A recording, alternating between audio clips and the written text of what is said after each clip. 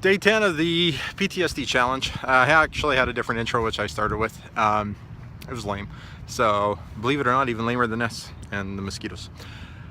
Behind me, you can kind of see it in the background, is Winnipeg skyline.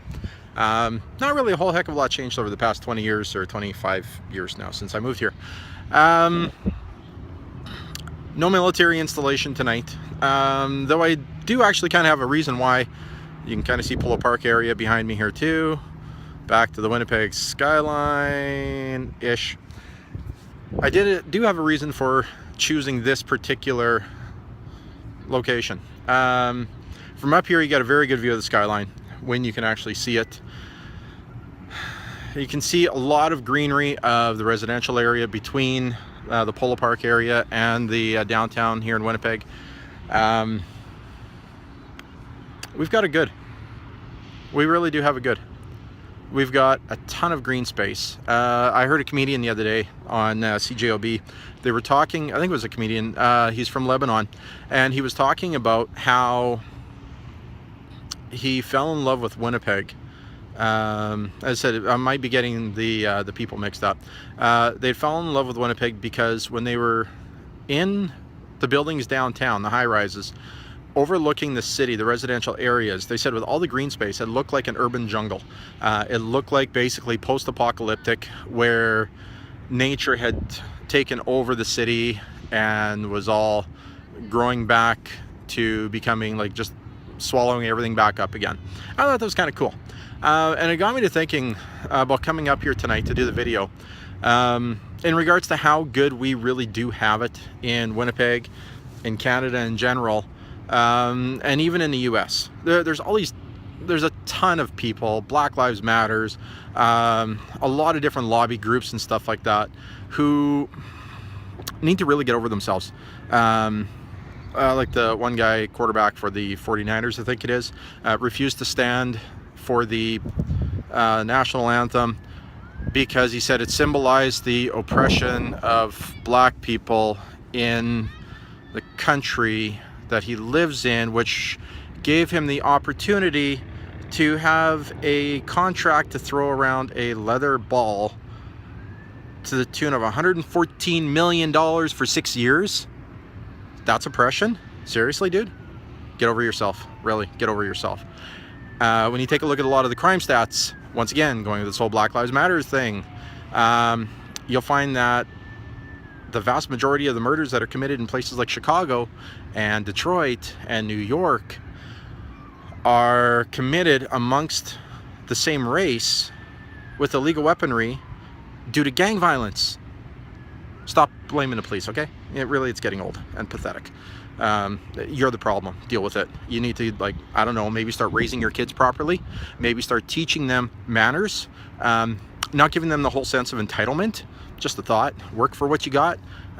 Teach them to go out and mow lawns. How about, I don't know, maybe rake? A lot of the places don't really have much lawns or grass to rake. Go out and sweep sidewalks for the neighbor. Help their neighbor clean up their yard. Things, you know, that can actually make your neighborhood look better than post-apocalyptic place, city here. Anyways, completely deviating from where I was going with this. I guess what I'm getting at is when you take a look at a lot of these places, once again, let's go back to Lebanon with the bombings that they had with ISIS and the civil war that they went through, the uprising. I think they called it their version of the Arab awakening that Egypt went through. You want to talk about people who have PTSD? Yes, I do agree. Military people, police, etc. They've got it.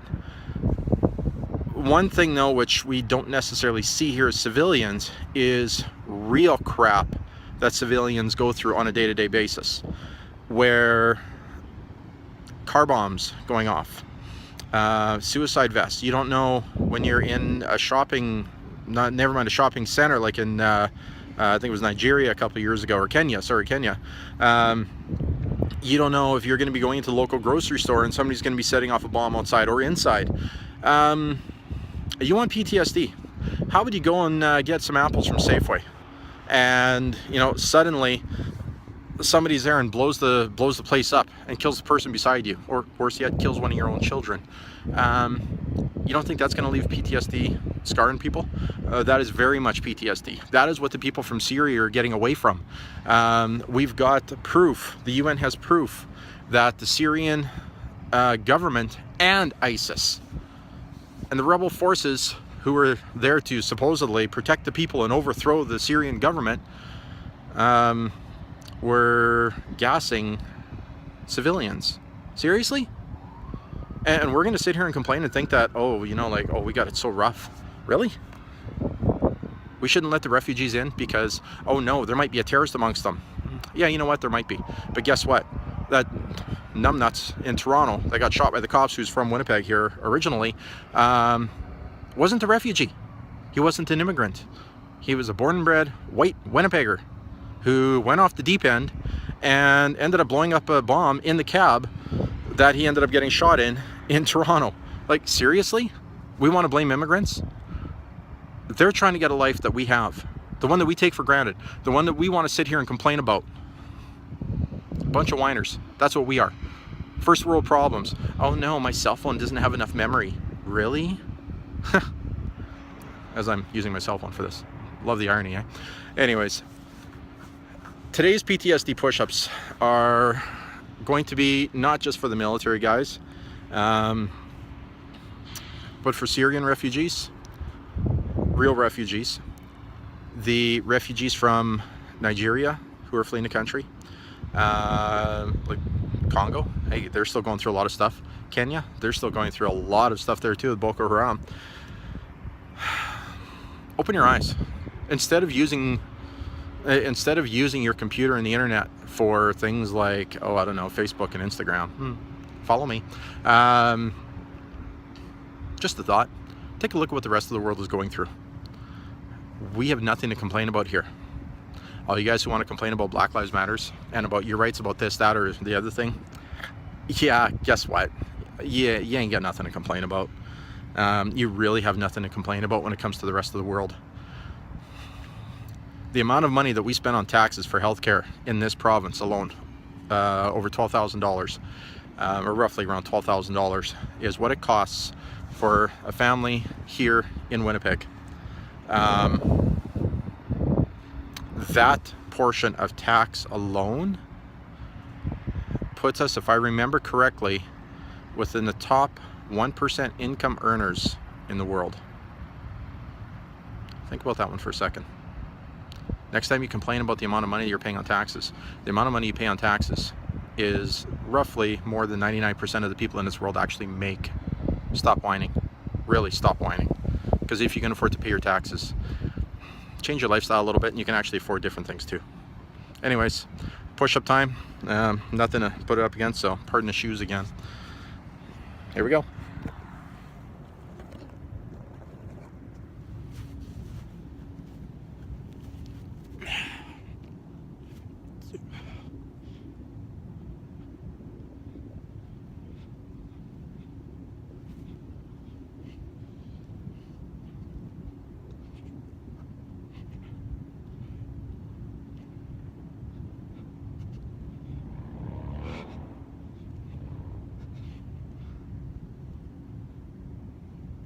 Oh yeah.